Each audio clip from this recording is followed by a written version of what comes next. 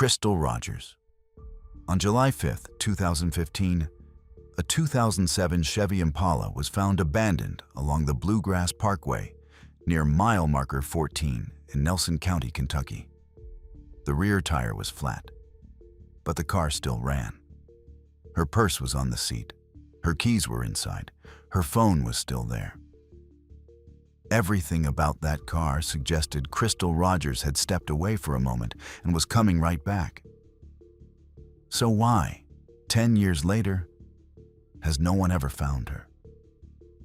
Nobody was paying much attention to the quiet tension building inside that Nelson County farmhouse before Crystal vanished. Crystal Rogers was a 35-year-old mother of 5 from Bardstown, living with her boyfriend Brooks Hoke on a rural property they shared with their 2-year-old son, Eli. She was raising a family in the kind of small Kentucky town where people still wave at strangers and leave their doors unlocked. Crystal was last seen on the night of July 3rd. When her car turned up 2 days later on the parkway, still running, with all her personal belongings untouched, the Bardstown Police Department opened a missing person investigation. By October of that year, they had named Brooks Hoke as the primary suspect. That same month, his brother Nick Hoke, a Bardstown police officer, was fired for interfering in the case and failing a polygraph. The investigation had barely begun, and already the walls between the suspect and local law enforcement were crumbling. The case dragged for years without an arrest. 5 years passed, then 6, then 7. Bardstown, a town of roughly 13,000 people, became the subject of national true crime coverage, podcast investigations, and a Paramount documentary series. The community that once left its doors unlocked now lived with the knowledge that a woman had vanished, and the man police believed was responsible was still walking free. In 2020, the FBI assumed control of the investigation under a task force called Operation Justice Rising. Agents executed search warrants on multiple Hoke family properties, including a 3-day excavation at a site along Cox's Creek in September of 2024. Crystal's body was never recovered from any of them. Then, the indictments started falling. In June of 2023, a grand jury charged Joseph Lawson with conspiracy to commit murder and evidence tampering. On September 27, 2023, the FBI arrested Brooks Hoke and charged him with murder. Joseph's father, Steve Lawson, was indicted that December on the same conspiracy and tampering charges. The trial was moved to Bowling Green after a change of venue. Steve Lawson went first and was convicted in May of 2025. A jury recommended 17 years. Brooks Hoke and Joseph Lawson stood trial together beginning June 24, 2025. On July 8th, after roughly 4 hours of deliberation, the jury convicted Hoke of murder and tampering with physical evidence. Joseph Lawson was convicted of conspiracy and tampering. In September of 2025, Judge Charles Sims III imposed the recommended sentences: life in prison plus 5 consecutive years for Hoke, 25 years for Joseph Lawson, 17 years for Steve Lawson. Hoke becomes eligible for parole after serving roughly 85% of his life sentence under Kentucky's violent offender statute, which works out to approximately 20 years. The judge noted that life without parole was not statutorily available for the charges as filed. All 3 convicted men have filed appeals. Prosecutors revealed during the trial that Hoke's mother Rosemary and brother Nick had been designated as unindicted co-conspirators. The implication was clear. The state believed this was not a one-man operation. It was a family effort to make Crystal Rogers disappear and to keep her disappeared. Yet, as of late 2025, neither Rosemary nor Nick Hoke had been formally charged. Crystal Rogers has still never been found. Not in the fields the FBI dug up, not along the creek beds where cadaver dogs were deployed. not on any of the Hoke family properties that were searched across nearly a decade. Her mother, Sherry Ballard, was granted custody of Crystal's 4 older children in 2016. After the sentencing, custody of Crystal's youngest son, Eli, was transferred to Hoke's sister, Rhonda McElvoy. A family fractured across both sides of a courtroom. You would think that the conviction might have brought the Ballard family some measure of peace. And maybe it did for a moment. But Sherry Ballard was carrying a grief that went far deeper than her daughter's disappearance. Because just 16 months after Crystal vanished, the family lost someone else. Tommy Ballard. After his daughter Crystal disappeared, Tommy Ballard did what a lot of fathers would do. He refused to sit still. He founded a volunteer search group called Team Crystal, organized ground searches across Nelson County, and became the public face of a family demanding answers. He gave interviews, posted flyers, knocked on doors, and kept pressure on investigators at every turn. Tommy Ballard was not a man who waited quietly for someone else to find his daughter. So how did a man who spent every day looking for his missing daughter end up the victim of a case that is still unsolved almost a decade later? But this story does not start with the search efforts or the public advocacy.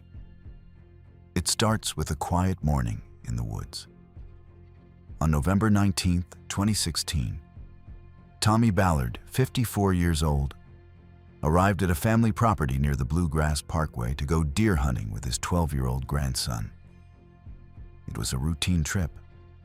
Tommy had hunted this land for years. He was preparing his gear in an open clearing when a single rifle round struck him in the chest, traveled through his body, and exited through his back. Tommy collapsed and died at the scene. His own rifle had not been fired. His grandson, standing just yards away, was unarmed and unhurt. Kentucky State Police initially treated the shooting as a potential hunting accident, but the circumstances never lined up. A man standing in the open at close range, hit by a precision rifle shot to the chest, with no other hunters visible in the area.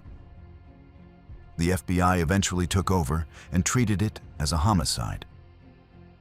ATF agents were brought in to conduct ballistic analysis on the round that took his life.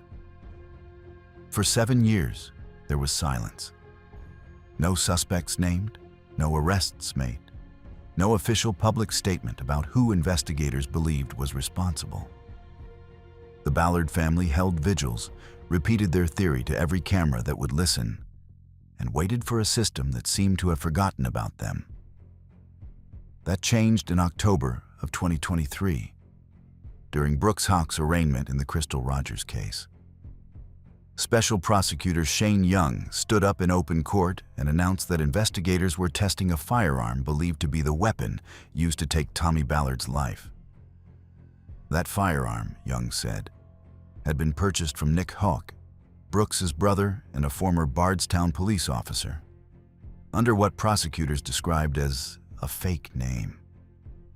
And no, I am not making that up. A weapon potentially connected to the Ballard family's worst nightmare, traced back to the brother of the man, accused of taking Crystal Rogers from them. The Ballard family has never wavered in their belief that the Houck family was involved. Sherry Ballard, Tommy's widow, along with his brothers Mike and Roger, posted a $20,000 reward in 2017 for information leading to an arrest. In January of 2023, the Kentucky Attorney General appointed Shane Young as special prosecutor for 3 connected Nelson County investigations: Jason Ellis, Crystal Rogers, and Tommy Ballard. As of the September 2025 sentencing of Brooks Houck, no one has been charged in Tommy Ballard's death. The FBI maintains an active tip line at 1-800-CALL-FBI and an open information page on their website. Investigators have described the case as active, but have not publicly named a suspect. There is one more layer to this family's grief that almost defies comprehension.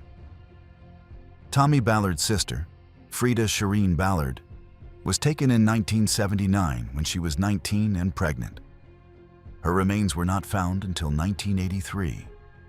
That case was never solved either.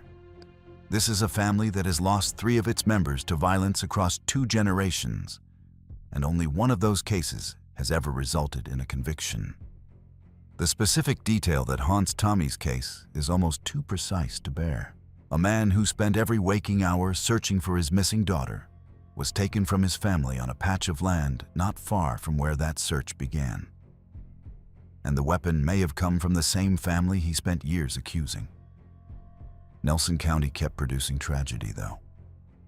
Tommy Ballard was not the first person taken in Bardstown during those years, and he was not the last. About 2 years before Crystal vanished, another family in the same small town was shattered in a single night. Kathy and Samantha Netherland. How does a special education teacher and her teenage daughter end up the victims of a case that, more than a decade later, has never produced a single named suspect? On the morning of April 22, 2014, Kathy Netherland did not arrive at Bardstown Elementary School where she taught. She was not the type to miss without calling. Her father, Norris Harden, drove out to the family home in the Botland area just outside city limits to check on her. When he looked through the window, he saw Kathy lying on the dining room floor. And then Norris Harden walked into what investigators would later describe as one of the most violent crime scenes Nelson County had ever processed. Kathy Netherland was 48. She was a widowed mother of 2 whose husband Bob had passed away just months earlier, leaving her to raise the family on her own. Samantha Netherland, her younger daughter, was 16 and a sophomore in high school. Kathy's older daughter Holly was away at college that night.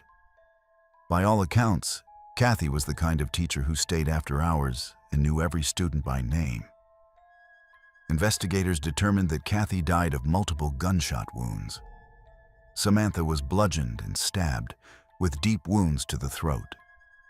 Based on the evidence inside the home, investigators believe Kathy was taken first in the living room, and Samantha was attacked moments later as she emerged from her bedroom. The 2 were found in separate areas of the house. Whatever happened inside the Netherland home that night took only minutes, and the violence was both focused and deliberate. There was no sign of a burglary. Nothing appeared to have been taken. This was not random. The Kentucky State Police led the investigation from day 1. They processed the home for days, interviewed neighbors, canvassed the surrounding area. The only piece of physical evidence ever made public was a black, late-model Chevrolet Impala captured on a neighbor's surveillance camera pulling into and out of the Netherland property within a window of roughly 15 minutes. Whoever was inside that vehicle entered the home, took 2 lives, and left before anyone in the surrounding neighborhood noticed a thing. In 2024 interviews with Wave 3 News, family members including Kathy's sister Stacy Hibbard revealed that KSP had privately told them the vehicle drove around to the back of the house, a detail that had never been publicly disclosed. It suggested familiarity with the property, someone who knew the layout. You would think someone would have said something. Nobody did. Samantha's high school boyfriend was investigated and cleared early. Theories floated over the years, from gang initiation to a possible connection with the other Bardstown cases, have never been substantiated. Kentucky State Police have stated repeatedly that they see no reason to link the Netherland case to Officer Jason Ellis, Crystal Rogers, or Tommy Ballard.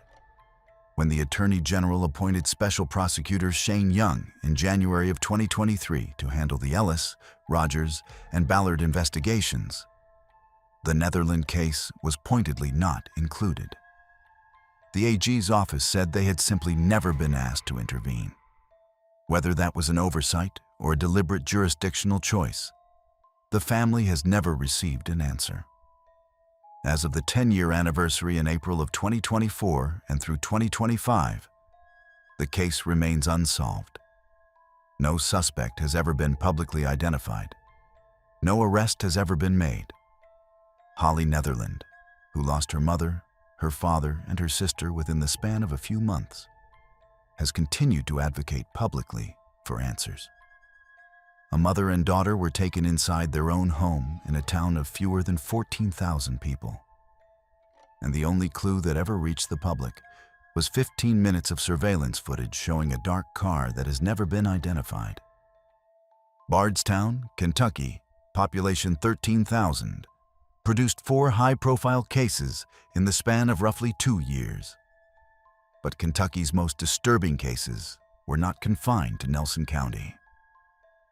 About 80 miles northwest, in Louisville, a case had already unfolded that would test the limits of the American legal system in ways that still provoke outrage decades later. Brenda Sue Schaefer. In December of 1991, a jury in Kenton County, Kentucky, deliberated for just over 6 hours before acquitting a man named Mel Ignatow of the murder of his former fiancée.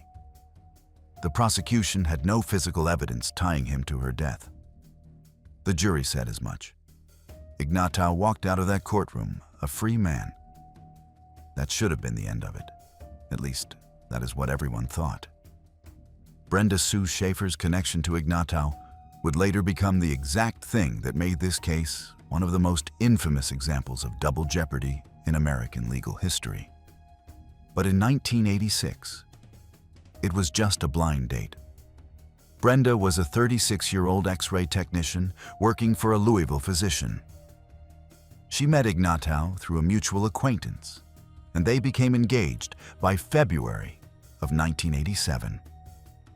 By the summer of 1988, Brenda had confided to people close to her that she was afraid of Ignatow and intended to end the relationship.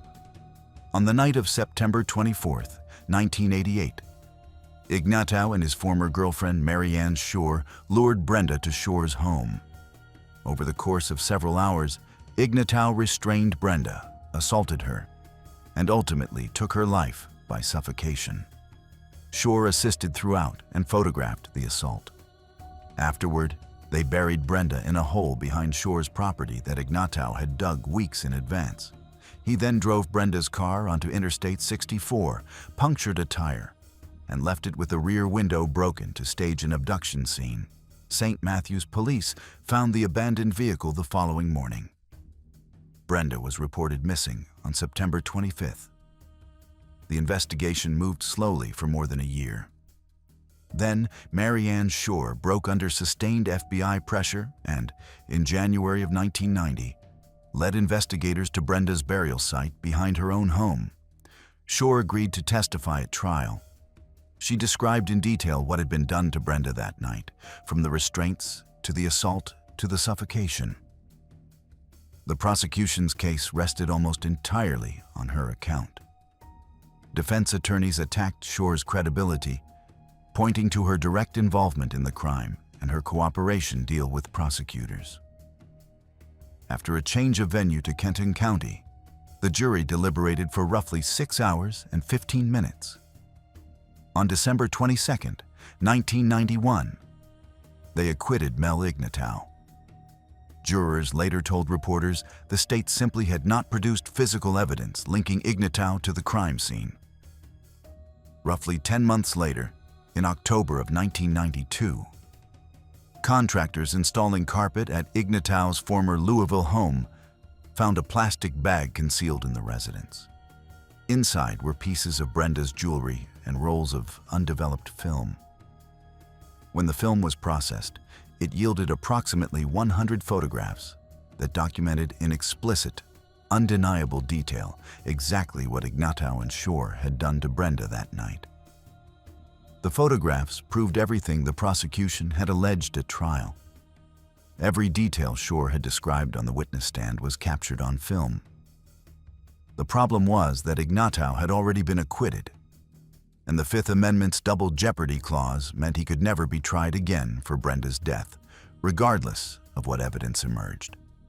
Ignatow was brought to the U.S. Attorney's Office in Louisville on October 2, 1992. where he admitted to taking Brenda's life in front of her family. He was subsequently charged and convicted of perjury for lying during grand jury testimony and during a separate trial. He received 8 years federal and 9 years state, serving approximately 10 to 11 years total.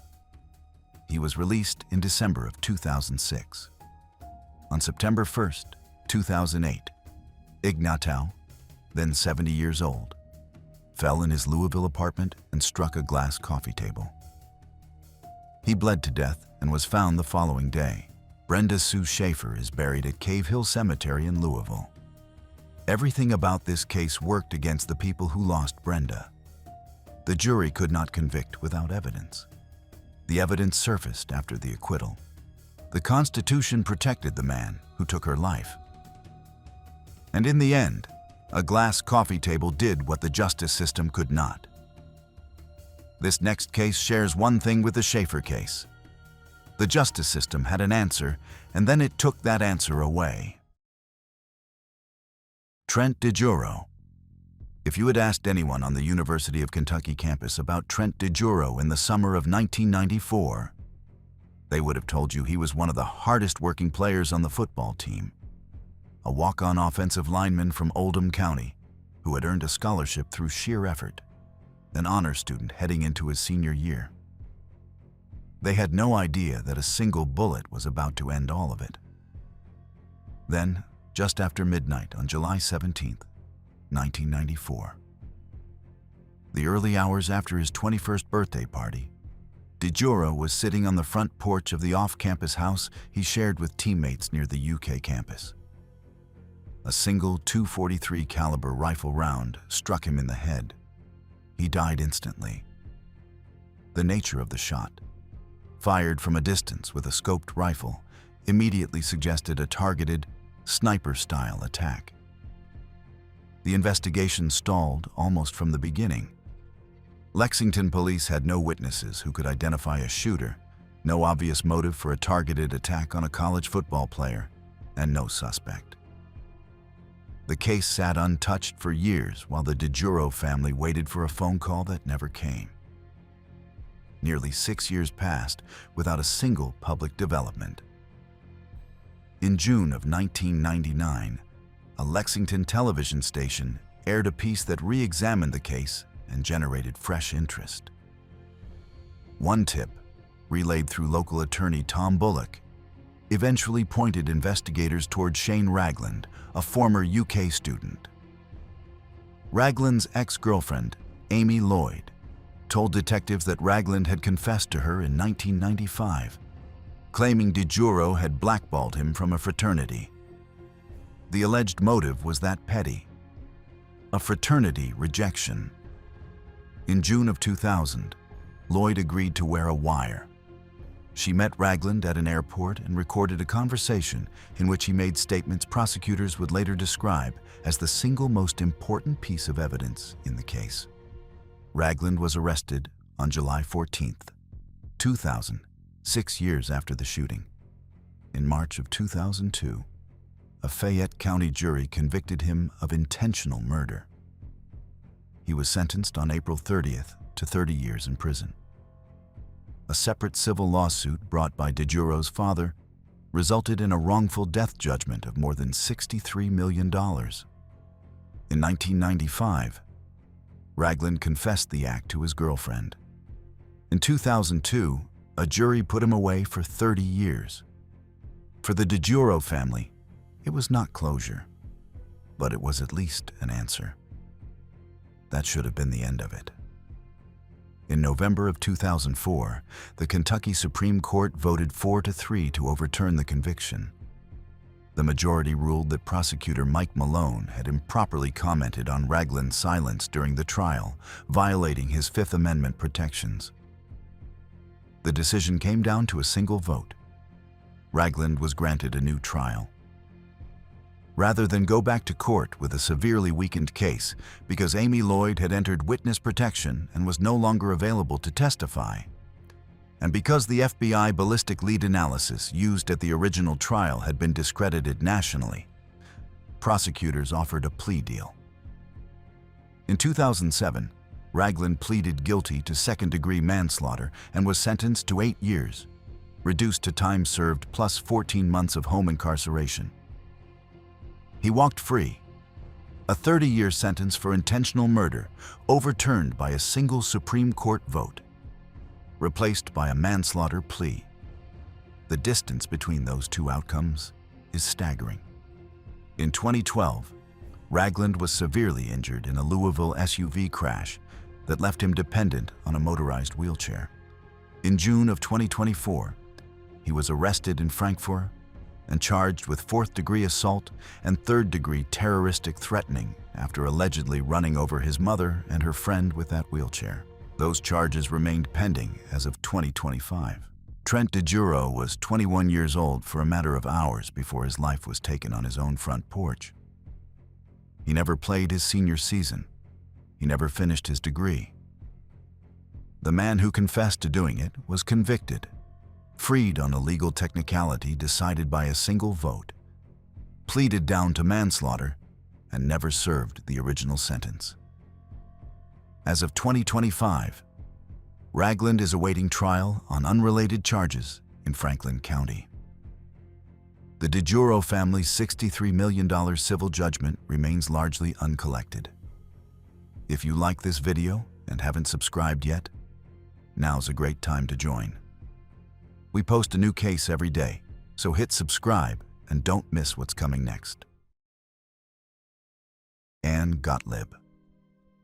On the first day of summer break, June 1st, 1983, a 12-year-old girl climbed onto her red and white bicycle outside her friend Tanya's apartment in Louisville, Kentucky, and started pedaling home. The ride was short. She lived directly across Bardstown Road from Bashford Manor Mall in the Gerald Court Apartments. She had made this trip dozens of times before. What nobody knew at the time was that someone living barely a block and a half away had been watching. Nobody was paying attention to Gregory Lewis Oakley Jr. back then. He was a USDA meat inspector who had recently moved to Louisville from Alabama, and he lived close enough to the Gottlieb family's apartment to see it from his front door. He had a criminal history in Alabama involving assaults on young girls by injection, but none of that had followed him to Kentucky. He was invisible. Ann Gottlieb was born on May 5th, 1971, in Kyiv. She arrived in Louisville with her parents Anatoly and Ludmila in 1980, part of a wave of Soviet Jewish families who emigrated to the United States in the late 70s and early 80s. By the summer of '83, Ann spoke fluent English and Russian and had settled into American life. Her bicycle was found leaning against a brick pillar at the southeast corner of Bashford Manor Mall, near the Bacon's department store entrance. Ann herself was never seen again. It was around 5:30 in the afternoon on a busy summer day, and somehow a child vanished from a public shopping center without a single witness coming forward. The FBI led a massive national search. Thousands of leads were pursued. 30 to 40 named suspects were investigated over the following decades. Ann's photograph became one of the earliest to appear on milk cartons, and her case helped push Congress toward creating the National Center for Missing and Exploited Children in 1984. The investigation became one of the highest-profile missing child cases of the 1980s, but it produced no arrest.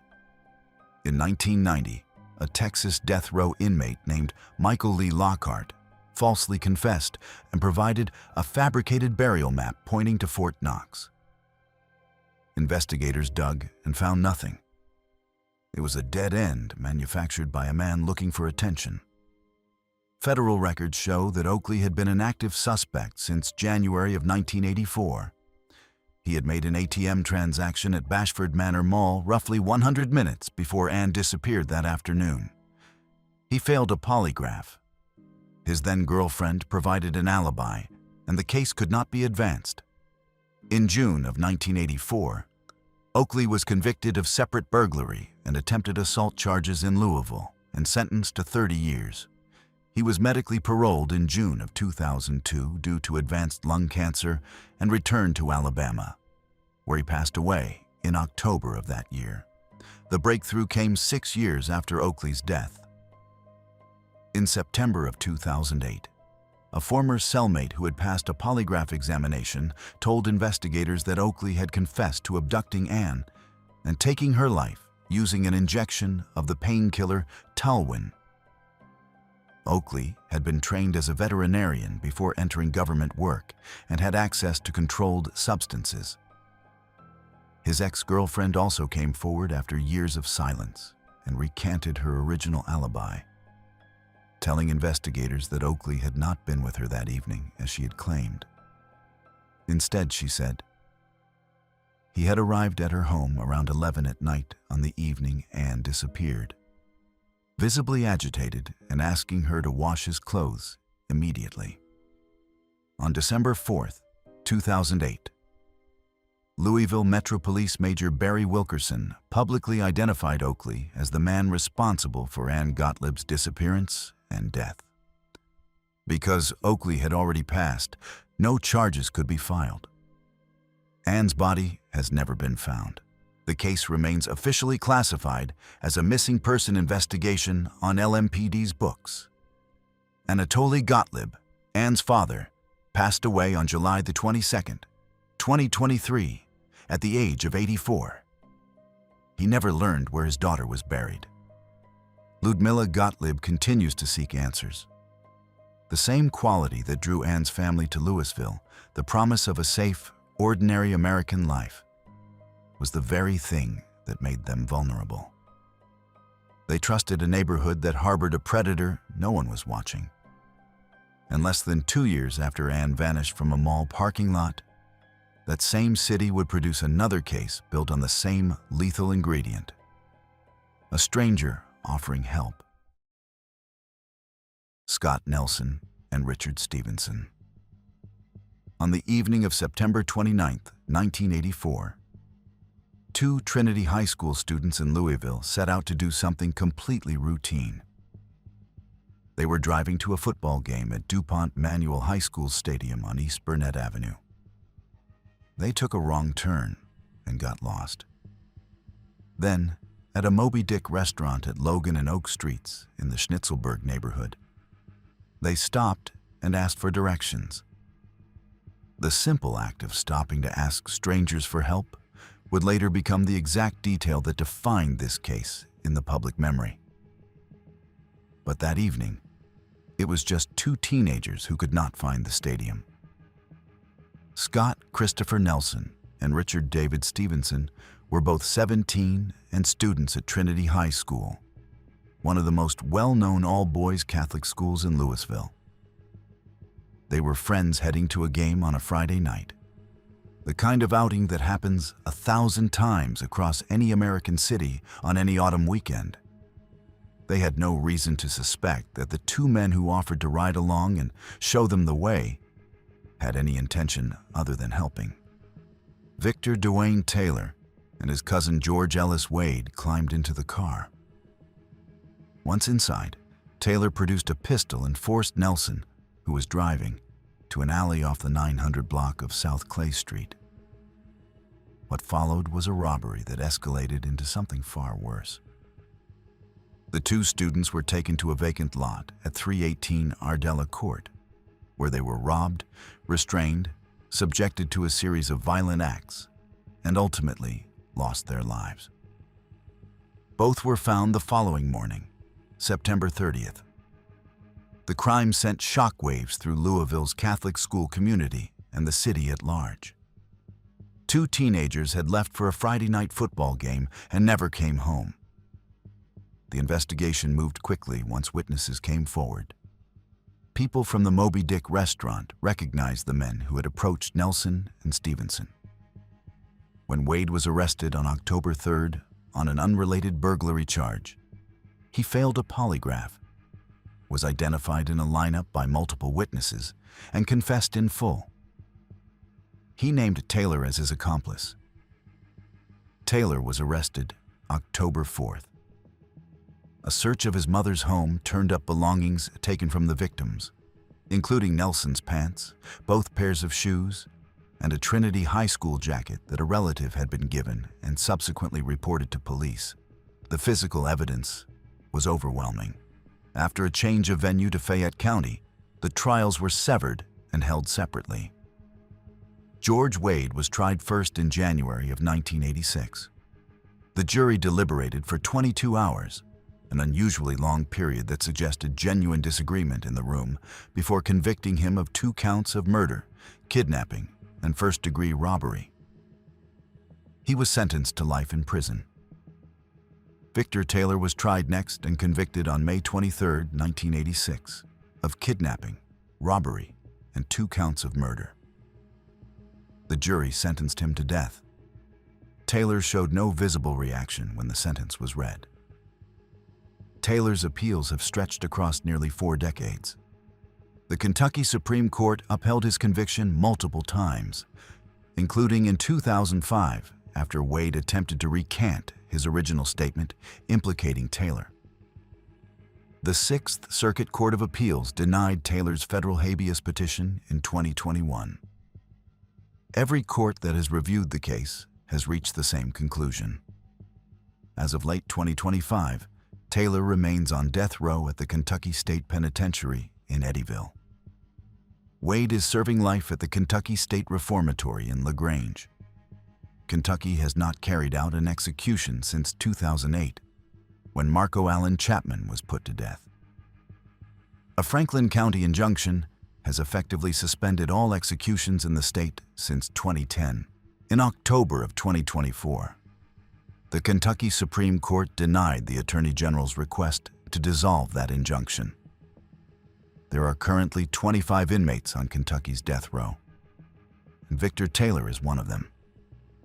His sentence is active in name, but the state has shown no ability or political will to carry it out. Scott Nelson and Richard Stevenson asked 2 strangers for directions to a football game. 40 years later, one of their attackers sits on a death row that does not function, and the other will never leave prison. Up to this point, every case in this video involved investigations that stalled, went cold, or collapsed under legal complications. The next case sat cold for 27 years. And then, a ballistics database on the other side of the country changed everything overnight. Linda Rutledge. On the morning of November 7, 1998, the Lexington Fire Department responded to a structure fire at the Nixon Hearing Aid Center on Malibu Drive in Fayette County.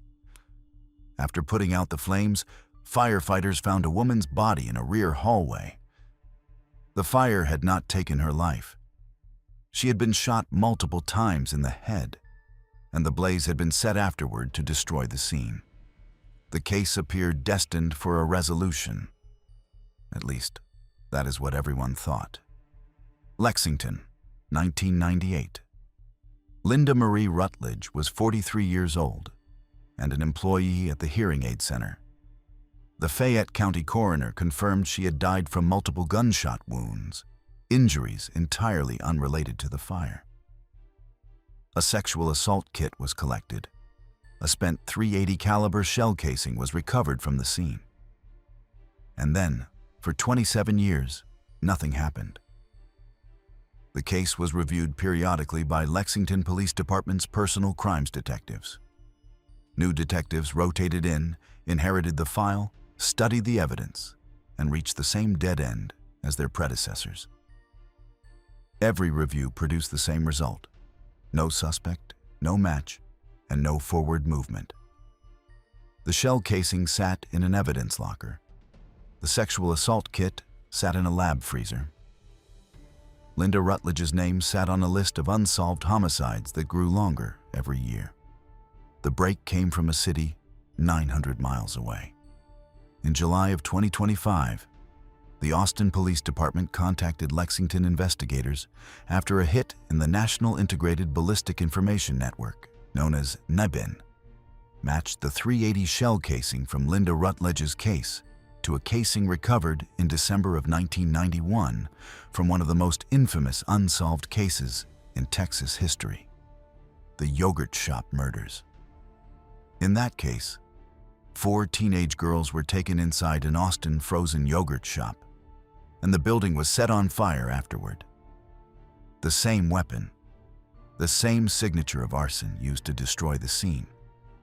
2 cases separated by 7 years and 900 miles, connected by microscopic markings on a spent brass casing. The Kentucky State Police Forensic Laboratory confirmed the match. The casings had been fired from the same weapon. In September of 2025, DNA from Rutledge's sexual assault kit was processed by DNA Labs International and matched to the suspect profile in the Austin case. Investigators identified the man as Robert Eugene Brashers. Brashers had died by his own hand during a January 1999 standoff with police at a Missouri motel, less than 2 months after taking Rutledge's life. Through investigative genetic genealogy and the exhumation of his remains, Brashers had previously been linked to the 1990 murder of Genevieve Zitricki in Greenville, South Carolina, the 1998 deaths of Sherry Scherer and her 12-year-old daughter Megan Scherer in Portageville, Missouri, and a 1997 assault on a 14-year-old in Memphis.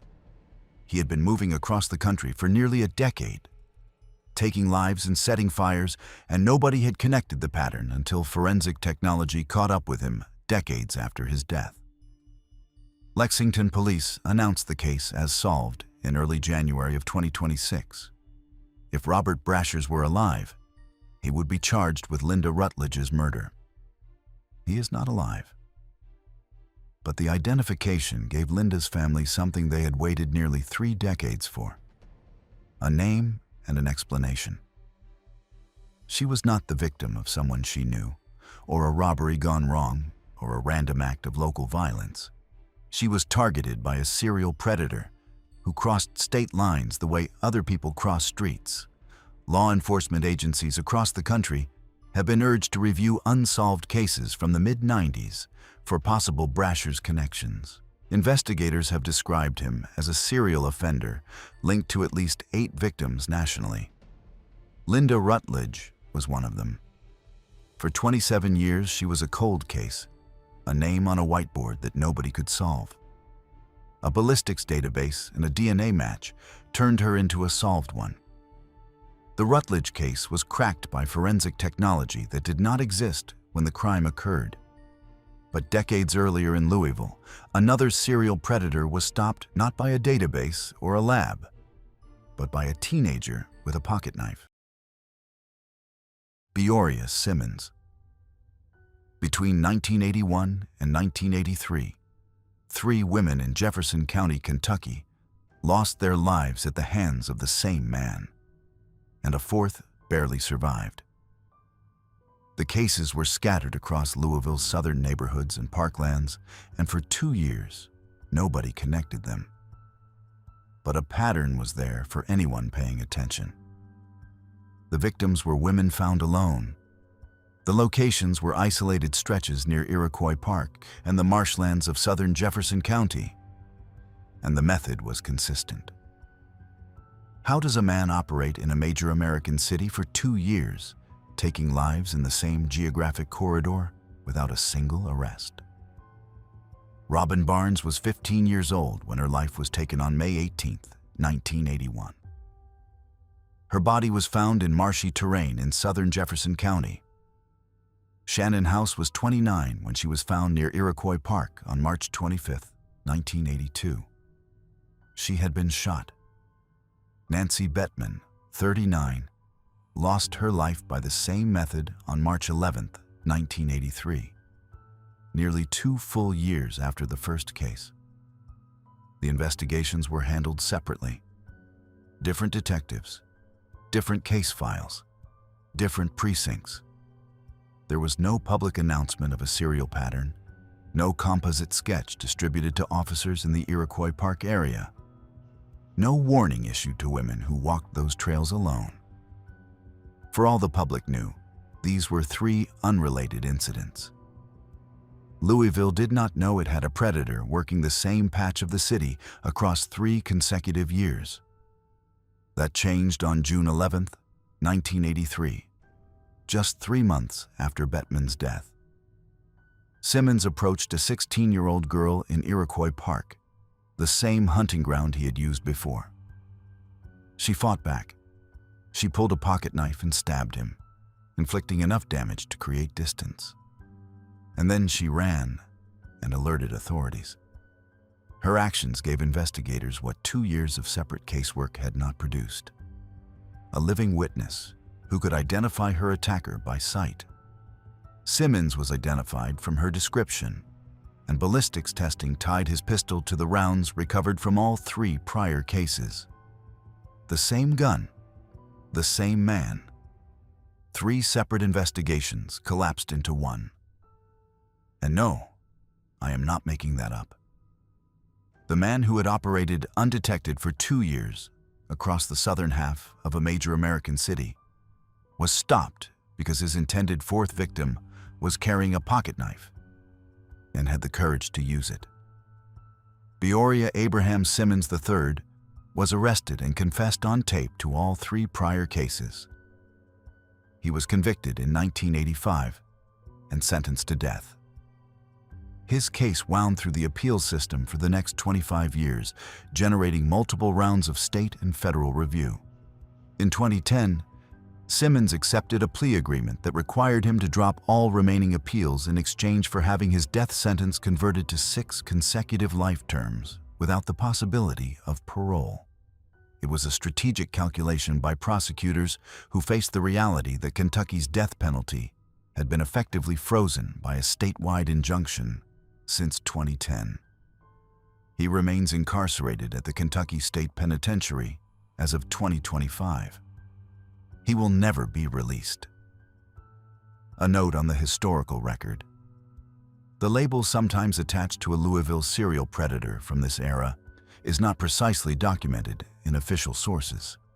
Simmons's 3 confirmed victims were found in southern Louisville near Iroquois Park and the marshy lowlands of southern Jefferson County, not in the Highlands or Cherokee Triangle neighborhoods sometimes referenced in second-hand accounts and true crime forums. And his victims were shot, not strangled, which contradicts the popular shorthand. The verified facts are what matter here, and the verified facts are these. 3 women lost their lives across 2 years. A 4th survived because she refused to become a victim, and the man responsible will spend every remaining day of his life behind bars. Simmons operated for 2 years before a teenage girl armed with a folding knife did what the entire Louisville Metropolitan Police Department had not been able to do. She identified the predator. The next case involves a different kind of institutional failure entirely. One where the person sworn to protect the public was the one who committed the crime. Mark Putnam. In 1987, a 28-year-old FBI agent named Mark Stephen Putnam arrived in Pikeville, Kentucky, on his first field posting out of the academy. He was married, a father of 2, and assigned to a region of eastern Kentucky where federal bank robbery cases were a staple of the caseload. He looked like the kind of clean-cut agent the Bureau sent to small towns to get their feet wet. That was 1987. By June of 1989, he would become the first FBI agent in the history of the Bureau to be charged with and convicted in a homicide. But this story does not start with the crime. It starts with the informant. Susan Daniels Smith was 28, born in Matewan, West Virginia, and raised across the state line in Freeburn, Kentucky. She had 2 children and was separated from but still living with her ex-husband Kenneth Smith, a local drug dealer. She was living in poverty in one of the most economically depressed regions of Appalachia. In 1987, Putnam recruited Susan as a confidential informant to help build a federal case against bank robber Carl Edward Lockhart. The arrangement was straightforward. Susan would provide information and the FBI would compensate her. Her information worked. Lockhart was apprehended in December of 1987 and sentenced to 57 years for bank robbery. Susan received a $5,000 informant payment, the largest sum of money she had ever held. By mid-1988, Putnam and Susan had begun a sexual relationship. Putnam's wife Kathy grew suspicious. In early 1989, Putnam requested a transfer to Florida and was approved, but the Bureau sent him back to Pikeville temporarily to close an unrelated investigation. When he returned, Susan told him she was pregnant and that he was the father. On June 8, 1989, Putnam picked Susan up in his rental car and drove to a clearing outside Pikeville. They argued. The confrontation turned physical, and Putnam strangled Susan, taking her life. He placed her body in the trunk of the car. The following day, he drove to an old coal mining road in Pike County and left her there. Susan's sister, Shelby Ward, reported her missing 3 days later, but weeks turned into months with no resolution. Putnam had already left Kentucky by then, transferred to his new posting. The FBI's Office of Professional Responsibility took over the investigation in 1990 after suspicion turned squarely toward Putnam. He failed a polygraph. Under mounting institutional pressure and facing the prospect of a full federal investigation into one of their own, the Bureau pushed for a resolution. Putnam provided a written confession detailing what he had done. He then led investigators back to Pike County and showed them where Susan's remains were. On June 12, 1990, Mark Putnam pleaded guilty to first-degree manslaughter. He was sentenced to 16 years in federal prison, making him the first FBI agent in the history of the Bureau to be charged with and convicted in a homicide. He served his time at facilities, including the Federal Medical Center in Rochester, Minnesota, where staff described him as a model inmate. He was released in September of 2000 after serving roughly 10 years. His wife, Kathy, never recovered from the scandal and its aftermath. She passed away in 1998 at the age of 38 from organ failure connected to chronic alcoholism while Putnam was still incarcerated. Their 2 children were left to navigate the wreckage of both a destroyed marriage and a public disgrace. After his release, Putnam moved to Georgia, remarried, and was reported to be working as a personal trainer as of 2016. He has maintained a low public profile since leaving prison. The case was documented in Joe Sharkey's 1993 book, Above Suspicion, and a 2019 film of the same name starring Emilia Clarke and Jack Houston. Susan Daniels Smith was a 28-year-old mother of 2 who agreed to help the FBI because she believed it would improve her circumstances. The agent she trusted used her as a source, began a relationship with her, and when that relationship became a liability, he took her life on a back road in Pike County and drove away. He served 10 years. As of 2025, Mark Putnam is a free man, living quietly under a name the public does not follow. 10 cases. Decades of Kentucky history. Some were solved by confessions, some by forensic breakthroughs, and some remain open files that may never close. Thanks for watching. Click here for the next video.